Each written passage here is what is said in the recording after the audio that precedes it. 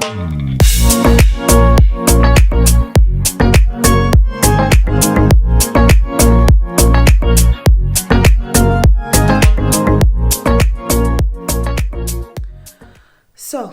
hi everyone, j'espère que vous allez bien. Moi, ça va super bien par la grâce de Dieu. C'est Yemina, bienvenue sur ton podcast chrétien. Pour celles qui sont ici pour la toute première fois, hi, hello. J'espère que vraiment, et j'ai la foi, j'ai confiance que d'ici la fin de la vidéo, tu vas en apprendre beaucoup. Je vais vraiment te donner des choses dans les détails, des choses dont tu as besoin, des conseils pratiques pour pouvoir bâtir ton amour propre, ton estime de toi, ta confiance en toi. Ok, donc vraiment reste connecté jusqu'à la fin de la vidéo. Et ceux qui sont ici et qui sont abonnés depuis longtemps, les abonnés qui reviennent très souvent, vraiment je vous vois, je vous oublie pas. So hello, merci encore de rester et d'être au rendez-vous à chaque semaine, à chaque mercredi. Vraiment que le Seigneur vous bénisse. Amen. Et on va rentrer maintenant dans le vif du sujet. Pour savoir comment s'aimer, avant tout, il faut savoir ce que c'est que l'amour. Donc, avant de te donner les 3 points sur lesquels tu vas miser pour bâtir ton amour propre, je veux d'abord te dire ce que c'est que l'amour. Ok, l'amour, c'est 3 choses. Aujourd'hui, on est dans les, dans les 3. L'amour, c'est une personne, l'amour, c'est un système, l'amour, c'est une expérience. Ok, c'est pas quelque chose que j'ai lu, c'est vraiment inspiré par le Saint-Esprit. I'm proud of myself, ok? L'amour, c'est une personne. La parole dit que Dieu est amour. Si je trouve le verset, je vais pouvoir vous l'afficher là, ici. Dieu est amour, ok? Dieu est esprit, Dieu est amour. Et donc, Dieu, c'est amour. Right? On va l'appeler comme ça. Dieu, c'est amour. Et pour comprendre ce que c'est amour, ben, je vais regarder ce que amour fait, je vais regarder ce que amour pense, je vais regarder ce que amour dit, je vais regarder comment amour réagit. Je vois que dans amour, ben, il y a la paix, dans amour, il y a la douceur, dans amour, il y a la tempérance, dans amour, il y a la patience, dans amour, il y a l'intensité. Dans amour aussi, il y a une partie ténébreuse, c'est-à-dire que amour peut tuer, amour peut bannir, amour peut se fâcher, amour peut être en colère, amour peut être jaloux, amour aussi est jaloux. Dieu est amour, mais aussi il est jaloux, ok? Donc quand je vois toutes les différentes dimensions de Dieu, donc la façon dont il agit, dans la façon dont il réagit, dans la façon dont il réfléchit, c'est vrai que les voies de l'Éternel sont un peu insondables. On se dit, mais Seigneur, je pensais que tu étais comme ça, mais tu fais aussi ça a l'air un peu contradictoire et tout. Bref, lorsque tu étudies amour, tu vas mieux comprendre ce que c'est que l'amour en général, ok? Donc première chose, l'amour est une personne. La deuxième chose, c'est que l'amour est un système. Et le système, il se trouve dans 1 Corinthiens 13, ok? C'est un système, c'est-à-dire c'est un ensemble, c'est un procédé qui semble un peu mystérieux, c'est-à-dire que ça va prendre ça va venir prendre nos émotions, ça va prendre notre esprit, ça va prendre notre pensée, donc on va décider d'aimer, on va choisir d'aimer, mais en même temps aussi, on va avoir des émotions qui vont nous pousser à aimer, on va avoir des émotions qui vont nous pousser à supporter, qui vont nous pousser à pardonner. On va aussi avoir peut-être une stimulation dans l'esprit qui va nous pousser à étendre encore plus l'amour, ça c'est peut-être dans la dimension d'amour agapé, dont on va parler tantôt. Donc l'amour, c'est vraiment un système qui vient chercher notre âme, notre esprit, nos émotions, qui vient chercher aussi peut-être notre corps. En parlant de l'amour éros, etc. Donc c'est vraiment un système. Et dans 1 Corinthiens 13, du verset 4 jusqu'au verset, on va dire, 8 et 7, la parole nous donne un peu beaucoup de détails sur ce que fait l'amour. C'est pour ça que je dis que c'est un système, parce qu'on a vu ce que c'est une personne, mais il y a aussi ce que l'amour fait. Donc on voit que l'amour est patient. L'amour est plein de bonté. L'amour il n'y a pas d'envie dans l'amour. Il n'y a pas de vantardise dans l'amour. Il n'y a pas d'orgueil dans l'amour. Il n'y a pas de malhonnêteté dans l'amour. Il n'y a pas la recherche de son propre intérêt. Donc l'amour, c'est vraiment selfless, ok? L'amour ne soupçonne point le mal. L'amour ne se réjouit pas de l'injustice. Donc voici ce que amour fait, mais voici aussi ce que amour produit comme résultat. Donc il y a tout un système en fait qui permet le fonctionnement de l'amour. Donc lorsque tu veux apprendre à t'aimer, non seulement tu vas voir ce qui amour est, mais tu vas voir aussi ce que amour fait. Et dans 1 Corinthiens 13, tu vois un peu ce que amour fait. Donc tu vas pouvoir te l'appliquer à toi-même. Tu vas voir que ton amour propre sera dysfonctionnel si tu es dans l'envie et dans la jalousie. Ton amour propre, by the way, j'ai un post sur ma page personnelle qui parle de la jalousie et qui peut t'aider à sortir de la jalousie si tu es enfant de Dieu et que tu as un peu un combat avec ça. So check my own Instagram page. Love will... I love love. Donc voilà, donc tu vas voir ce que amour est, tu vas voir ce que amour fait et tu vas pouvoir te l'appliquer à toi-même. Alors que si tu es dans l'orgueil, tu vas pas bien fonctionner dans ton amour propre. Et par exemple, c'est là où on va avoir des dysfonctionnements, on va avoir le narcissisme, on va avoir beaucoup d'égoïsme, etc. Parce qu'il y a un dysfonctionnement. Pourquoi? Parce que amour n'est pas orgueilleux. La troisième chose, c'est que l'amour est une expérience également. Ok, dans la Bible, on va avoir trois formes d'amour, Christianity 101, qui nous dit... il y a l'amour agapé, il y a l'amour filial, il y a l'amour éros. Donc agapé, c'est vraiment l'amour inconditionnel. Donc on va parler de l'amour de Dieu qui donne sans compter, sans tenir compte des conditions, sans tenir compte du statut, sans tenir compte des manquements, you know, your shortcomings. L'amour de Dieu, love really gives unconditionally. Amen. C'est vraiment l'amour fraternel. N'est-ce pas que la Bible dit qu'il est doux et il est bon pour des frères de demeurer ensemble. Donc on parle, il y a vraiment de l'amitié, il y a la camaraderie, il y a l'intimité, il y a la conversation, il y a la discussion, il y a le fait qu'on vient se confier.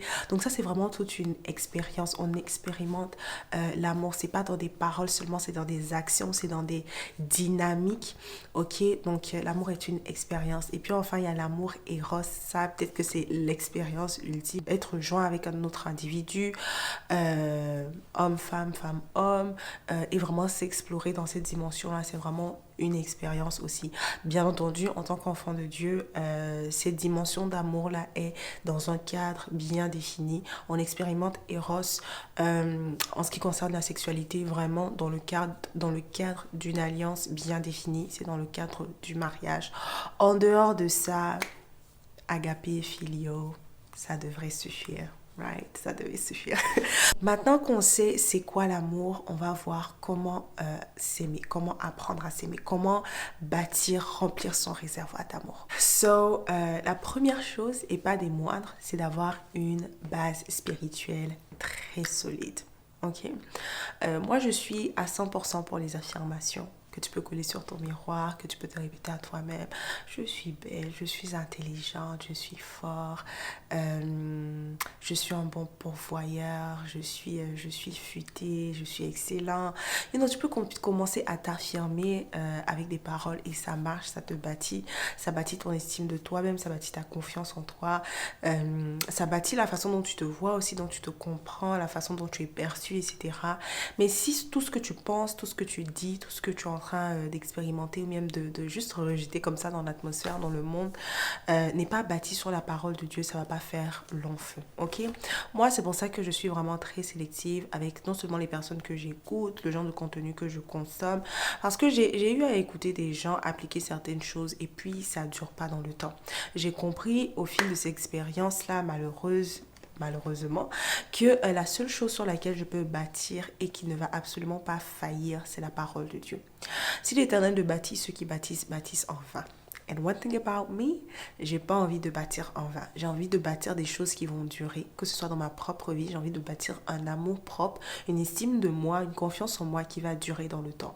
Of course, ces trois choses-là ne sont pas des constantes, by the way. Donc, c'est pas parce qu'un jour tu as eu confiance en toi que ça va durer all the time. Tu dois continuellement et constamment vraiment investir dans ces trois dimensions-là si tu veux continuer de grandir parce que les circonstances changent, tu évolues, tu progresses, ton environnement change, la personne que tu es, tu te réévalues, tu te redécouvres, etc. Donc c'est important de prendre vraiment des temps au fil des saisons pour remplir ou revoir comment tu as changé pour mieux encore te nourrir toi-même dans ton amour propre, ton estime de toi et ta confiance en toi, ok? Donc, bref, première chose, c'est avoir une bonne fondation spirituelle. C'est tout ce que tu penses par rapport à toi, tout ce que tu peux déclarer par rapport à toi.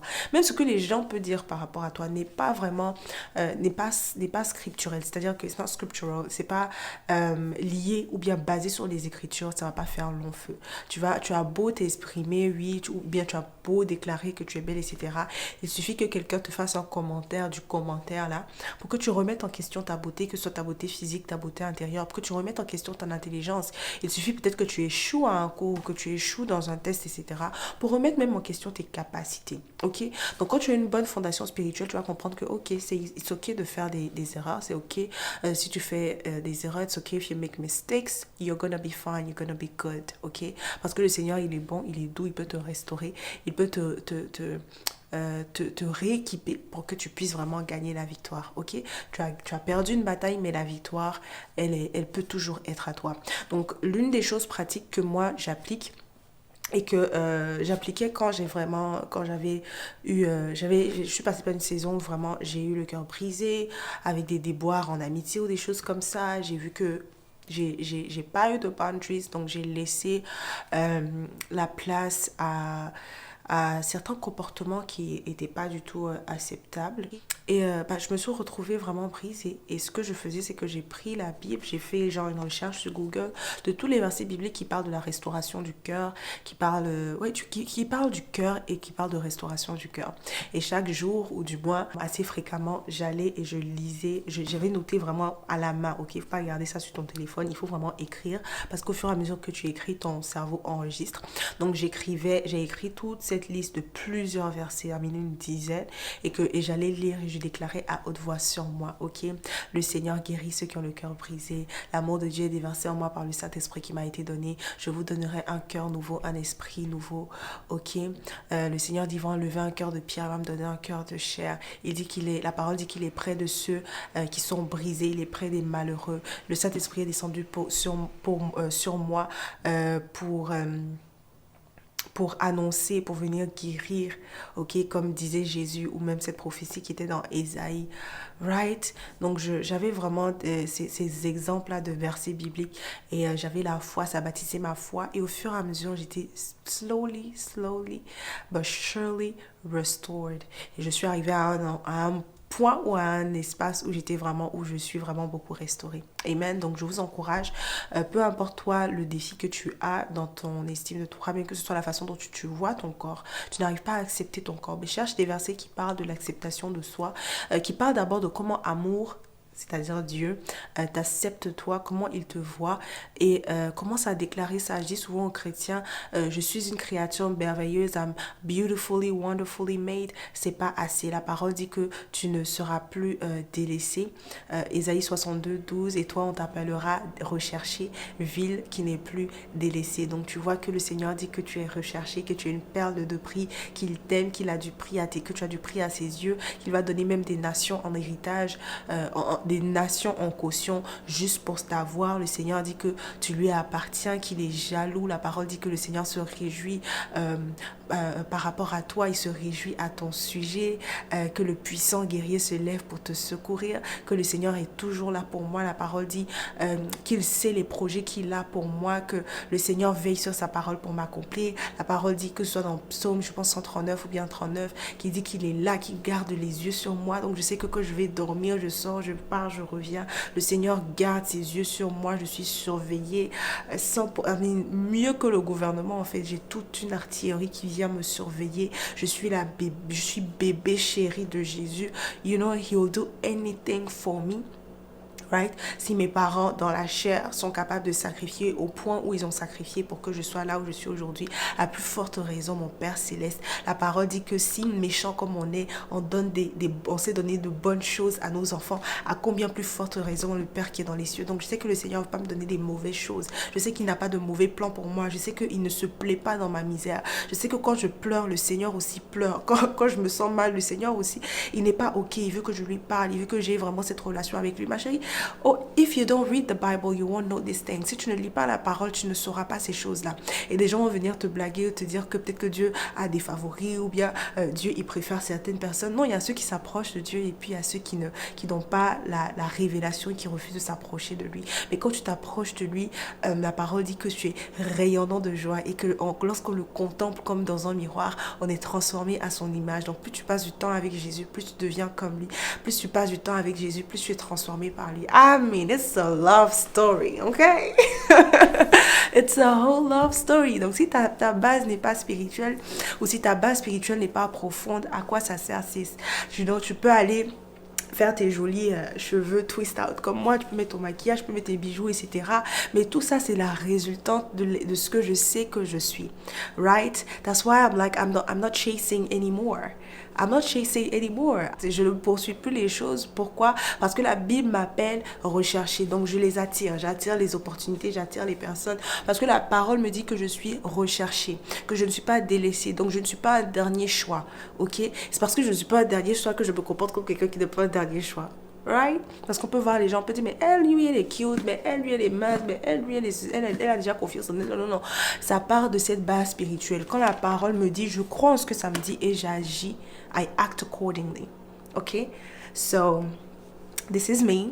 C'est ce que j'ai appris et c'est vraiment cette restauration par laquelle je suis passée au fur et à mesure. Je vois que j'ai des choses à apporter. J'ai quelque chose à apporter dans le monde, dans la vie des gens. Voilà, que des gens sont vraiment bénis de m'avoir. Je suis une bénédiction. Tu es une bénédiction. Mais c'est frère, si tu ne lis pas la parole, how are you gonna know? Si tu ne lis pas la parole, comment est-ce que tu le sauras? Tell me. Le deuxième aspect sur comment bâtir l'amour propre, c'est l'aspect émotionnel. On vient à Christ, on est sauvé, le Seigneur nous délivre de tous les démons, de toute l'oppression de l'ennemi. Mais comme l'un de mes frères disait, il faut ensuite la réadaptation. C'est-à-dire lorsque... Oh, this is good. Okay, thank you, Brother Richard. This was good. Lorsque on a eu un choc, lorsque le corps est passé à travers un choc émotionnel, un choc mental, on a pu passer par des situations qui ont été traumatisantes, où on a été choqué, ok? Peut-être que si moi j'étais passé par ta situation, j'allais pas être choquée, mais toi je suis passée par là, ça a été choqué, ok? Il y a une saison où j'ai vraiment fait je suis partie en thérapie et mon thérapeute me disait, parce que j'étais en train de parler un peu de l'histoire du divorce, etc. Et je me disais, je sais pas vraiment si c'est un traumatisme pour moi, si c'est un traumatisme, si on peut appeler ça un traumatisme. Et il me disait, il n'y a pas un standard universel de traumatisme. Si un événement a été traumatisant pour toi, c'était un traumatisme. Donc, c'est vraiment au cas par cas, ok? Donc, ça te donne vraiment l'espace et la paix pour toi-même venir... pour toi-même accepter les expériences que tu as vécues. Il y a certaines situations pour toi qui ont été traumatisantes. Il y a certaines expériences pour toi qui ont créé peut-être des traumatismes. Et il faut vraiment qu'on puisse s'asseoir, qu'on puisse dire, Saint-Esprit, you know what, sonde mon cœur. Des fois, quand tout va bien, ou tu vois pas ces choses dans la surface, fais la prière de David. Dis, Seigneur, sonde mon cœur.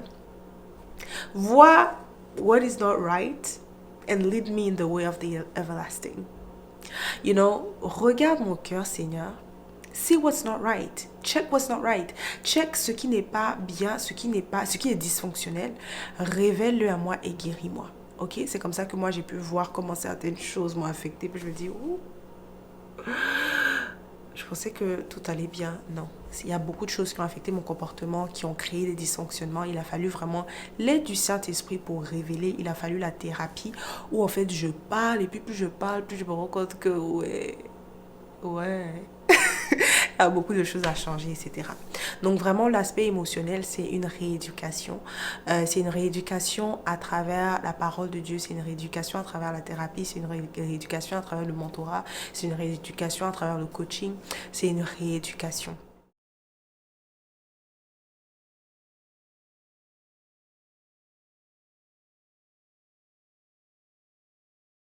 Et maintenant, la troisième chose pour comment s'aimer, c'est ce qui est en lien avec l'aspect naturel, donc dans le monde physique, dans le monde matériel, dans l'aspect physique des choses.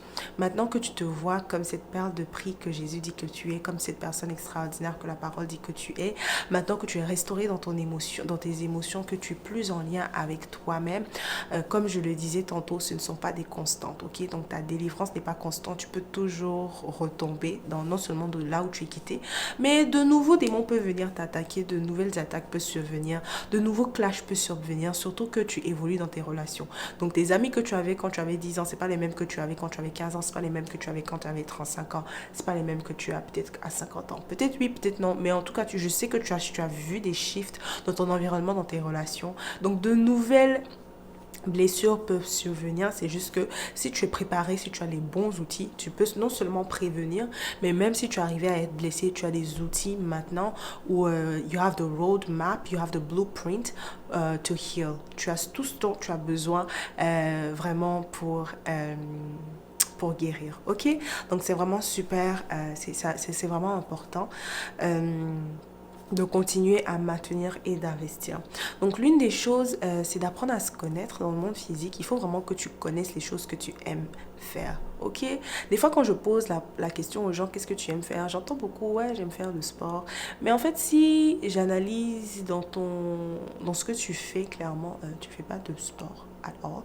Ou j'entends, ouais, j'aime lire, mais en fait, tu lis pas. Donc, comment est-ce que c'est que tu fais pas les choses que tu aimes ou tu le dis juste parce qu'il faut le dire, parce que quand tu étais au lycée, on vous a demandé ce que vous aimez et puis tu as dit que tu aimes lire. Il faut vraiment se poser la question. Donc, une fois, moi, je me suis assise et puis je me suis dit, qu'est-ce que réellement j'aime faire? Quelles sont des choses, aussi minimes soient-elles, qui me procurent beaucoup de satisfaction, beaucoup de bonheur? J'ai vu que, par exemple, prendre soin de moi, j'aime ça. Alright, j'aime ça. J'aime faire mes ongles, j'aime traiter ma peau, j'aime traiter mes cheveux, j'aime la mode, j'aime acheter des vêtements. Ça me saoule, ok, j'aime pas faire le shopping. On va se promener des heures pour trouver deux trucs. It's not the best thing. Mais vu que je veux me saper, donc j'ai besoin d'acheter des vêtements. Donc bon, il faut visiter aussi, voir les nouvelles tendances, etc. Je me suis assise, je dis ok, c'est peut-être simple, mais c'est ce que je fais clairement qui me procure beaucoup de bonheur. Ou par exemple, je peux aimer cuisiner telle chose, j'aime faire des gâteaux, j'aime sortir juste respirer l'air de la nature, ça me fait beaucoup de bien. Ok, ça me fait beaucoup de bien. Donc vraiment, il faut être honnête avec toi-même. Être honnête. Maintenant, après, si ce que tu aimes, le Seigneur n'aime pas, ben laisse-le te changer, tu vois. Mais au moins, tu dis, Seigneur, peut-être que moi, j'aime regarder la télé. C'est vrai que si tu dis, j'aime regarder la télé, on va dire, oh, tu es paresseux, tu es distrait, Mais dis que tu aimes regarder la télé. Tu sais pas comment le Seigneur va utiliser ton amour pour la télé, peut-être pour te lancer dans ta destinée. Si tu aimes manger, dis que tu aimes manger, dis que tu aimes manger, mon frère, ok? Comme ça, le Seigneur, je sais pas, il va te connecter avec des gens qui sont des foodies, il va te donner une belle femme qui s'est bien préparée, il va te donner un homme qui s'est préparé. Hallelujah. You know, so be honest with yourself. Sois vraiment honnête et regarde, assieds-toi pour poser la question. Voici ce que j'aime. Maintenant, si tu sais pas ce que tu aimes, c'est un autre challenge parce que là maintenant, ce que tu vas faire, ben, c'est de découvrir, c'est d'ouvrir ton mindset à découvrir. Comme moi, je me dis ok, bon, on va aller au musée, on va essayer de faire telle ou telle chose. Le musée c'est gratuit, tu vois, donc c'est pas vraiment une question d'argent. Tu peux trouver toujours your way around. Quand il y a des sorties à l'université ou il y a des choses à faire avec la compagnie ou voilà, il y a des activités à l'église, ne sois pas tout le temps fermé. Va te mettre out there, va essayer ces activités, va à cette retraite, va à cette conférence, suis ce live, va à cet événement. Et puis tu vas découvrir. En fait, si tu ne t'exposes pas à des choses, ben, tu ne sais pas ce que tu ne sais pas. Tu vois, ben, si tu n'es pas allé, si tu n'as jamais entendu parler du festival des montgolfières ici à Gatineau, Ottawa, ben, tu ne peux pas savoir si tu aimes les montgolfières ou pas, ok? Je ne dis pas de tout tester, je dis juste de s'exposer. Of course, tu ne vas pas aller en boîte de nuit, des choses comme ça, si c'est contraire à tes valeurs.